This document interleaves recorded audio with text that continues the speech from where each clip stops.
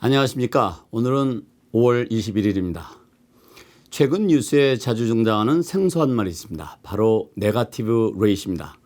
다른 말로는 이제 마이너스 금리라고도 하는데요. 이게 무엇인지에 대해서 궁금해하시는 분들이 적지 않고 진짜 마이너스 금리가 되면 어떤 현상이 일어나며 또 준비는 어떻게 해야 하는지에 대해서 궁금해하시는 것들을 알아보도록 하겠습니다. 금융은 기본적으로 투자자가 은행에 예금을 하면 이자 수입을 기대하고 반대로 은행에서 돈을 빌리면 차용자는 은행에 원금과 이자를 지급해야 합니다. 그리고 은행 입장에서는 빌려준 돈에 대한 이자 수입을 기대하는 전제로 만들어져 있습니다. 지금 우리가 살고 있는 이 사회는 이런 시스템이 당연한 것으로 인식되고 있고 이런 시스템에 대한 신뢰로 금융거래가 일어나고 있습니다. 그런데 이런 경우를 한번 상상해 보겠습니다. 투자자가 은행에 예금을 하려면 이자 수입은 없고 오히려 돈을 맡기는 보관 비용을 지불해야 합니다. 그리고 은행은 돈을 빌려가는 사람들에게 돈을 빌려가는 대가로 추가로 수수료를 더 얹어서 줍니다. 말이 안 되는 것 같지만 만약 마이너스 이자가 적용되면 이런 현상이 일어날 수도 있습니다. 이자가 플러스가 아니라 마이너스이기 때문이죠. 이런 이자율을 네거티브 레이트라고 합니다. 이걸 이해를 돕기 위해서 숫자로 설명드리면 10만 달러를 예금하면 나중에 돈을 찾게 될 때 9만 9천 달러를 찾게 되는 것입니다. 왜냐하면 이자율이 마이너스니까요. 이자가 불어나는 것이 아니라 오히려 맡긴 대가로 돈을 지불해야 되는 것입니다. 일종의 돈 보관료인 셈이 되는 겁니다. 반면 돈을 10만 달러를 빌리면 은행에서 내가 10만 달러를 갚으면 1천 달러를 나에게 지급해 주는 것입니다. 파지티브일 때 이자를 지급했지만 지금은 네거티브, 즉 마이너스 이자이기 때문입니다. 어쨌든 실제로 일어나지 않고를 떠나서 마이너스 금리라는 것이 이런 의미입니다. 만약 이런 상황이 실제로 나타나게 되면 현금 있는 사람들은 은행에 맡겨두면 돈이 줄어드니까 현금을 인출해서 집에 금고에 보관해 두는 것이 돈을 줄어드는 것을 막을 수 있겠죠. 만약 이런 현상이 동시에 한꺼번에 일어나면 어떻게 될까요? 다시 말해서 예금주들이 자신들의 돈이 줄어드는 것을 피하기 위해서 예금을 모두 인출해 가는 것입니다. 그러면 은행이 난리가 나겠죠. 이것을 뱅크런이라고 부릅니다. 그리고 돈이 필요한 사람들은 무리해서라도 어떻게 해서든 융자를 더하려고 할 것입니다. 융자금에 돈까지 얹어주는데 이게 웬 떡이냐 하는 것이죠. 은행은 아시다시피 예금한 고객에게 지급하는 이자와 융자해주고 거두어들이는 이자 수익 차익으로 비즈니스를 하는 것입니다. 이자율이 높으면 이런 차익을 창출할 수 있는 룸이 여유로울 수 있습니다. 그렇지만 이자율이 낮으면 수익을 창출할 수 있는 룸이 줄어들게 돼서 영업에 어려움을 겪을 수 있습니다. 결국 은행 입장에서는 이자율이 낮아지는 것이 좋은 뉴스는 아니죠. 그런데 마이너스 금리라고 하면 이것은 이자가 낮은 것이 아니라 완전히 지하로 들어가는 모양새가 되는 것입니다. 이 그림처럼. 그런데 이와 비슷한 비즈니스가 있습니다. 바로 가스 스테이션 비즈니스입니다. 가스 스테이션도 가스값이 높아야 수익이 더 많이 납니다. 가스값이 많이 내려가면 일반적으로 가스 스테이션 비즈니스도 그만큼 재미가 없어집니다. 다시 이자 얘기로 돌아가면 그러면 지금 얘기되고 있는 네거티브 레이트, 즉 마이너스 금리가 시행되면 지금까지 얘기한 것이 현실에서 일어나느냐입니다. 이 답은 나중에 드리도록 하겠습니다. 여기서 잠깐 지금까지는 마이너스 금리에서 일반 사람들과 시중은행에서 일어날 수 있는 일을 이해해 보았습니다. 이것은 잠시 옆으로 치워놓겠습니다. 은행 관련 금융 구조를 한번 이해해 보겠습니다. 이 구조는 두 가지로 나뉘게 됩니다. 하나는 중앙은행과 시중은행, 다른 하나는 시중은행과 기업 또는 일반인입니다. 지금까지는 후자의 경우에 대해서 설명드렸습니다. 지금부터는 전자, 즉 중앙은행과 시중은행 간에 대한 것을 이해해 보도록 하겠습니다. 어느 나라나 중앙은행이 있습니다. 미국의 중앙은행은 어디죠? 미국에서는 센트럴 뱅크란 말을 사용하지 않기 때문에 미국의 중앙은행 이름을 모르시는 분들도 꽤 계십니다. 미국의 중앙은행은 The Federal Reserve System입니다. 끝에 시스템을 빼고 The Federal Reserve라고 많이 부르기도 하죠. 보통 말할 때는 아주 줄여서 Fed라고도 부릅니다. 제가 제 영상에서도 여러 차례 그 Fed란 말을 사용했었습니다만 이것은 바로 미국의 중앙은행을 일컫는 말입니다. 유럽의 경우는 ECB, 즉 European Central Bank입니다. 그리고 한국의 경우는 어디죠? 한국은행이 중앙인 것은 다 아실 것입니다. 중앙은행은 일반인들과 거래를 하지 않고 시중은행과 거래를 합니다. 그리고 일반인들이나 기업은 시중은행과 거래를 하죠.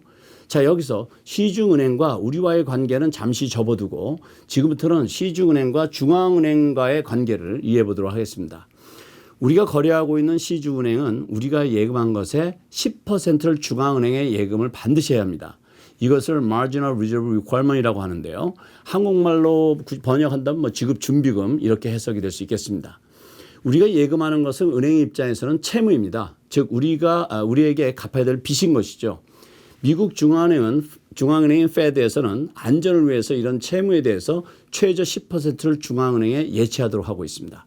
그러면 중앙은행에서 시중은행에 이자를 지급하게 되겠죠. 지금부터는 이 중앙은행에서 시중은행에게 지급하는 이자에 대해서 이해해 보겠습니다. 만약 정부에서 시중은행에 돈을 풀어서 일반인들과 기업인들에게 융자를 해주라고 했다면 시중은행은 자금이 생겼으니까 융자를 해주고 이자 수익과 수수료 부과로 수익을 창출할 수 있습니다. 그런데 만약 경기가 좋지 않아서 융자를 해주었다가는 자칫 수금이 어려울 것 같으면 시중은행에서는 어떻게 할까요? 네, 융자를 망설일 수밖에 없습니다. 그렇다면 어떤 현상이 일어날까요?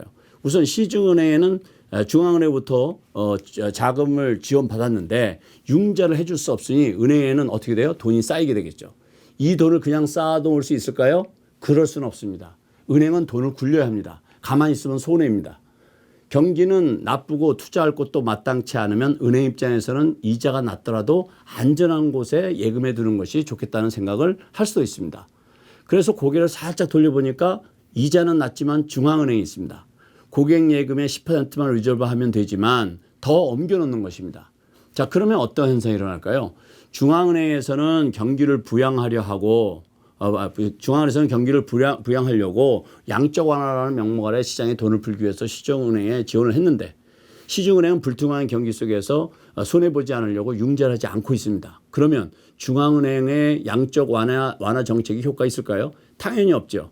혹시 기억하시는지 모르겠지만 2008년 파이낸셜 크라이시스 때도 양적 완화로 중앙은행에서 천문학적인 돈을 풀었었지만 시중에는 돈이 없었습니다. 왜냐하면 은행들이 융자해 주기를 꺼려했기 때문입니다. 이것을 시중은행을 탓할 수는 없습니다. 왜냐하면 은행도 비즈니스이기 때문에 손해를 입어가면서 무리해서 융자를 늘려갈 수는 없습니다. 자칫하면 은행도 문을 닫아야 하는 상황이 올 수도 있으니까요. 그렇다면 이런 상황에서 중앙은행에서 취할 수 있는 방법은 뭘까요? 네, 시중은행에게 지급하는 이자를 낮추는 겁니다. 그런데 이 이자를 낮추어도 시중은행 입장에서는 손해보는 것보다는 안전하니까 그냥 둘 수도 있습니다. 그런데 만약 중앙은행이 시중은행에게 지급하는 이자를 앞서 설명드렸던 네거티브 레이트, 즉 마이너스 금리로 내려버리면 어떤 현상이 일어날까요?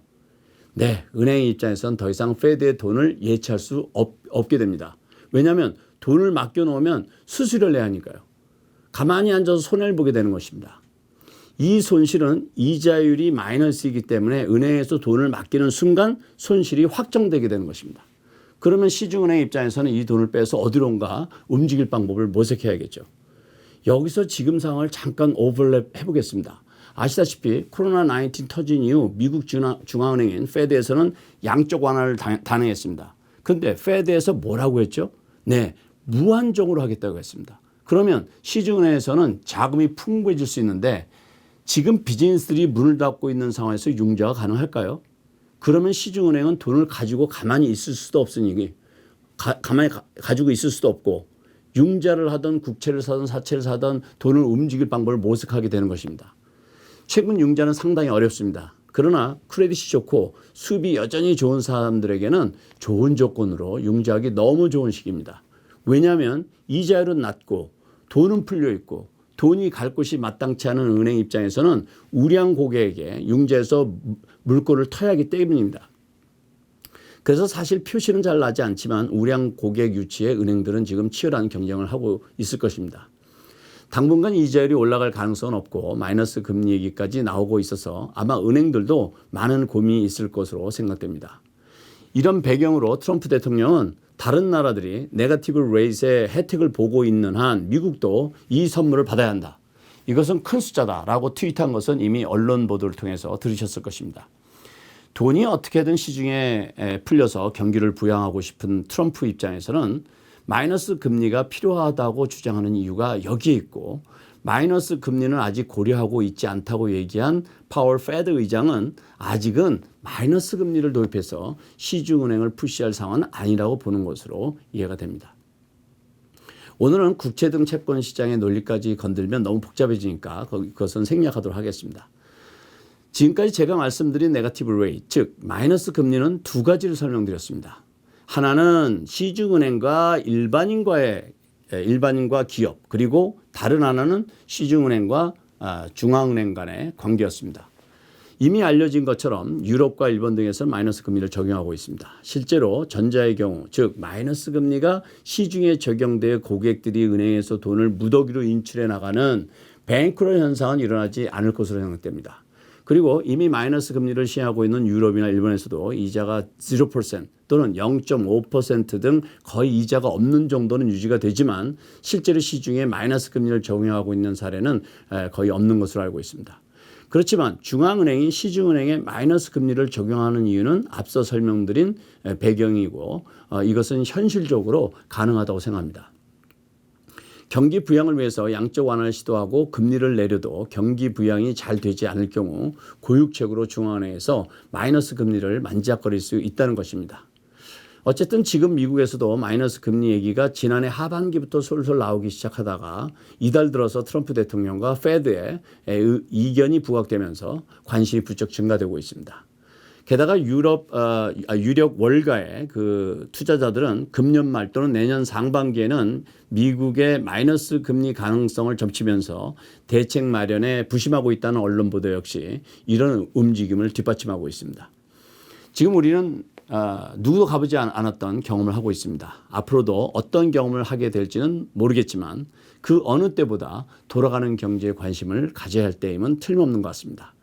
이와 반대가 되는 상황도 벌어질 수가 있습니다. 미국의 적자 재정은 금년이 최고치를 기록할 것 같습니다. 지난해 재정 적자가 GDP 대비 4% 정도였습니다. 그런데 금년에는 예상 적자가 거의 20%를 육박할 것으로 전망되고 있습니다. 정부 입장에서 생각해 보겠습니다. 금년은 비즈니스들이 대부분 적자를 기록하거나 소득이 급감해서 세금이 많이 거치지 않을 것입니다. 세수는 줄고 돈 쓸 곳은 많고 이런 상황은 정부는 자금이 절대적으로 필요하게 됩니다. 정부에서 자금이 필요하면 뭘 해야 되죠? 네, 국채를 발행해서 메이크업하려 할 것입니다. 국채를 발행해도 한두 푼이 아니라 그 규모가 상당하게 됩니다. 따라서 이런 환경은 또 다른 측면에 이자에 영향을 주게 됩니다.